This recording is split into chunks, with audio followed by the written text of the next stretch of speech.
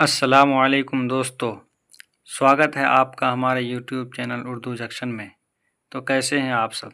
امید کرتے ہیں آپ سب خیریت سے ہوں گے۔ اگر آپ کلاس 12 بہار بورڈ کے اسٹوڈنٹ ہیں تو یہ ویڈیو آپ کے لیے بہت ہی مفید ہوگا۔ تو آج ہم آپ کے لیے لے کر آئے ہیں اردو کا دوسرا چیپٹر مٹی کا تیل۔ اس کے مصنف ہیں خواجہ حسن نظامی صاحب۔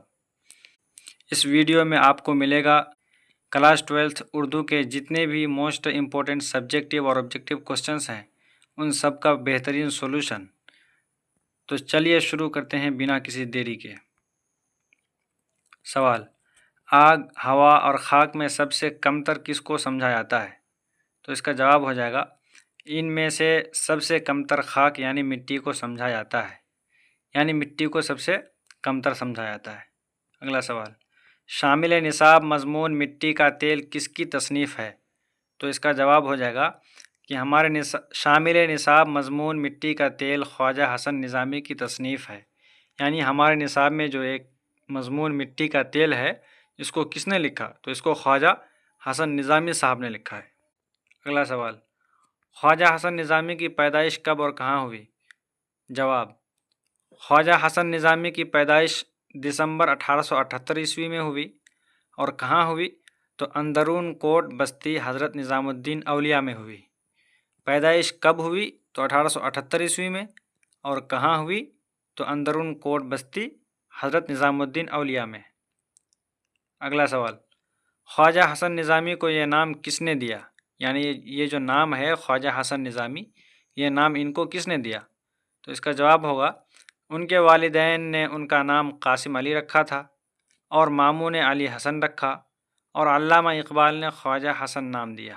تو کون نام دیا تھا؟ یہ علامہ اقبال صاحب نے یہ نام دیا تھا ان کو، اور یہی نام ان کا چل پڑا، یعنی خواجہ حسن نظامی۔ اگلا سوال: دنیا کے 4 عناصر کیا کیا ہیں؟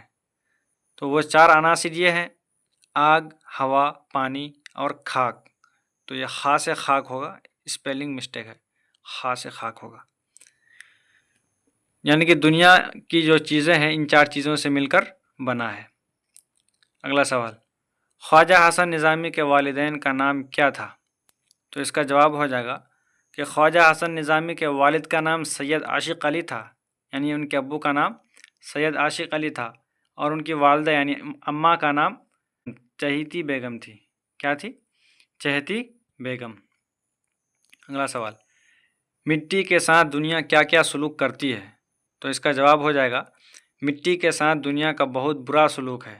جیسے مخلوقات پاؤں سے روندتی ہے، یعنی ہم لوگ جب چلتے ہیں زمین میں تو مٹی کو کیا کرتے ہیں؟ پاؤں کے نیچے دبا کر کے چلے جاتے ہیں، تو پاؤں سے روندنا ہوا۔ پانی کے زور کے ساتھ بہہ جاتی ہے، یعنی جب سیلاب آتا ہے تو پانی مٹی کو بہہ کر لے کے چلے جاتے ہیں، یعنی اس کو کٹا کر کے لے کے چلے جاتا ہے۔ اس کے بعد ہوا کے جھونکے سے اڑ جاتی ہے، یعنی جب تیز ہوا چلتی ہے تو اس کے ساتھ مٹی بھی اڑتی ہے، تو ہوا کے جھونکے کے ساتھ وہ اڑ جاتی ہے۔ اور آگ کی تمازت سے جل جاتی ہے، یعنی کہ آگ جب لگتی ہے مٹی میں تو آگ مٹی کو بھی جلا دیتا ہے، تبھی تو اینٹ بنتا ہے، جلتا ہے تبھی اینٹ بنتا ہے نا، تو آگ سے جل بھی جاتا ہے۔ تو اس طریقے سے مٹی کو ہم لوگ کمتر سمجھتے ہیں۔ اگلا سوال: خانقاہوں اور درگاہوں کا بیڑا اپنے سر کس نے اٹھایا تھا؟ تو اس کا جواب ہو جائے گا خواجہ حسن نظامی صاحب نے۔ کس نے؟ خواجہ حسن نظامی صاحب نے۔ اگلا سوال: چمیلی اور موتیا کے تیل سے بھی اہم مٹی کا تیل ہے، کیسے؟ تو اس کا جواب ہو جائے گا کہ ضرورت کے لحاظ سے مٹی کا تیل تمام تیلوں سے بڑھ کر ہے۔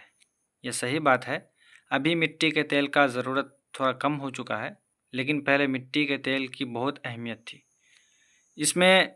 اس کے دم سے پوری دنیا اجالا ہوتا ہے۔ مٹی کے تیل کی وجہ سے ہم لوگ پہلے کیا کرتے تھے؟ لالٹن جلاتے تھے، لیمپ وغیرہ جلاتے تھے، تو اس سے پوری دنیا اجالا ہوتا ہے۔ غم کی رات میں جدائی کی رات میں جب مونس و غم گسار پاس نہ ہو تو مٹی کا تیل جل جل کر اپنا وجود فنا کر دیتا ہے اور انسان کا شریک غم بن کر باعث تسلی ہوتا ہے۔ یعنی اس لائن کے کہنے کا مطلب یہ ہوتا ہے کہ جب انسان کا بریک اپ ہوتا ہے تو اس کے پاس اس کا محبوب نہیں ہوتا تو وہ کیا کرتا ہے؟ اس محبوب کے غم میں وہ موم بتی یا کسی بھی لیمپ کو جلا کر کے اس کے سامنے پوری رات گزارتا ہے، اور وہ لیمپ ایسا ہے کہ وہ اس کے ساتھ ساتھ وہ بھی اپنے آپ کو جلاتا ہے اور اس کا شریک غم بنتا ہے، اس کے غم کا ساتھی بنتا ہے۔ تو اس طریقے سے مٹی کا تیل ہمارا وہاں بھی کام آتا ہے۔ اگلا سوال، کس مصنف نے ہندوؤں کے ساتھ تیرتھ یاترا کی اور سادھوؤں کے فلسفے ویدانس سیکھا؟ کہہ رہا کہ کون سا ایسا مصنف ہے جو ہندوؤں کے ساتھ تیرتھ یاترا کیا اور سادھوؤں سے فلسفہ ویدانس سیکھا؟ تو وہ ہے خواجہ حسن نظامی صاحب۔ یعنی خواجہ حسن نظامی صاحب ہندوؤں کے ساتھ تیرتھ یاترا بھی کی ہے اور سادھوؤں سے کیا سیکھا ہے؟ فلسفہ ویدانت بھی سیکھا ہے۔ اگلا سوال، مٹی کا تیل دیکھ کر لوگ کیوں ناک بھون چڑھاتے ہیں؟ جواب ہو جائے گا اس کا، کیونکہ مٹی کا تیل بدبودار ہوتا ہے، جس کی وجہ سے لوگ ناک بند کر لیتے ہیں۔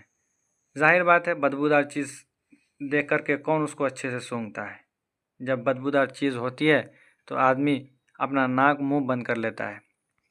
اگلا سوال، مٹی کا تیل تمام تیلوں سے کیوں بڑھ چڑھ کر ہے؟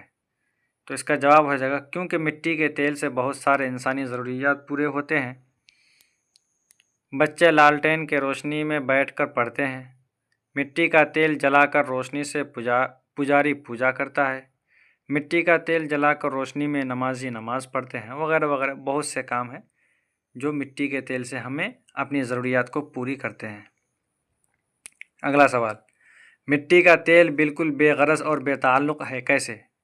تو اس کا جواب ہو جائے گا، مٹی کا تیل بالکل بے غرض اور بے تعلق ہے کیونکہ وہ انسان کی ضروریات کو پورا کرتا ہے لیکن انسان سے کوئی امید نہیں رکھتا۔ یعنی ہماری ضرورتوں کو تو پورا کرتا ہے لیکن ہم سے ان کو کوئی امید نہیں ہے کہ یہ انسان بھی میرا کسی کام کا آئے گا۔